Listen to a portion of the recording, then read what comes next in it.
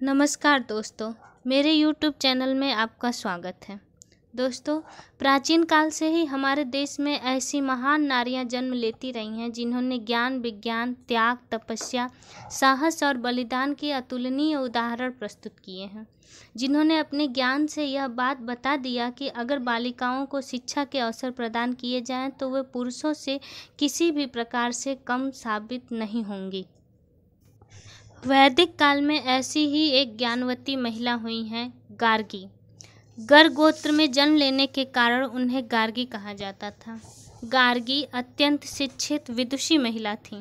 वैदिक साहित्य में उन्हें एक महान प्राकृतिक दार्शनिक, वेदों के प्रसिद्ध व्याख्याता और ब्रह्म विद्या के ज्ञान के साथ साथ ब्रह्मवादी के नाम से जाना जाता है। उन्होंने ऋग्वेद में कई भजन लिखे हैं। एक बार राजा जनक ने यज्ञ किया। उसमें देश भर के प्रकांड विद्वान उपस्थित हुए। राजा जनक के मन में यह इच्छा जागृत हुई कि जो विद्वान यहाँ आए हैं, पता लगाया जाए कि इनमें से सर्वश्रेष्ठ विद्वान कौन है।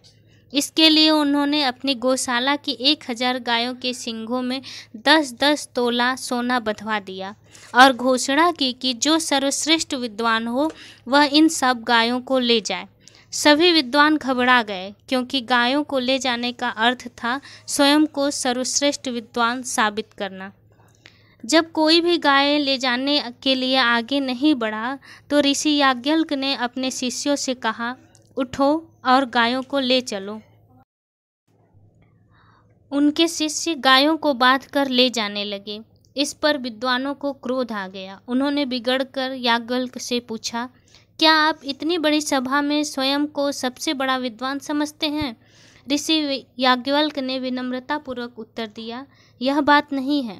यहाँ उपस्थित सभी विद्वानों को मैं प्रणाम करता हूँ। मैं गायें इसलिए ले जा रहा हूँ क्योंकि मुझे इनकी आवश्यकता है। फिर क्या था, सभी विद्वान चिल्ला उठे, हमसे शास्त्रार्थ करिए। याज्ञवल्क्य इस बात पर सहमत हो गए और विनम्रतापूर्वक सभी विद्वानों के प्रश्नों के उत्तर देने लगे।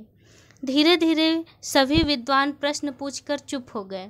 अंत में विदुषी गार्गी ने कहा, राजन, आज्ञा हो तो मैं भी कुछ प्रश्न करूं। राजा जनक ने आज्ञा दे दी। गार्गी ने याज्ञवल्क्य से प्रश्न पूछना प्रारंभ कर दिया। गार्गी के प्रश्न अत्यंत पैने और गहन अध्ययन पर आधारित थे। प्रश्नों को सुनकर विद्वान मंडली मन ही मन गार्गी के ज्ञान की सराहना करने लगी। अंततः एक प्रश्न ऐसा आया जिस पर याज्ञवल्क्य रुक गए और उत्तर न दे सके, किंतु गार्गी अत्यंत बुद्धिमती थी। वह नहीं चाहती थी कि किसी भी विद्वान का अपमान हो, और वह भी याज्ञवल्क्य जैसे परम विद्वान का। वह चुप हो गई और भरी सभा में कहा, इस सभा में ऋषि याज्ञवल्क्य से बड़ा कोई विद्वान नहीं है। इन्हें कोई नहीं हरा सकता।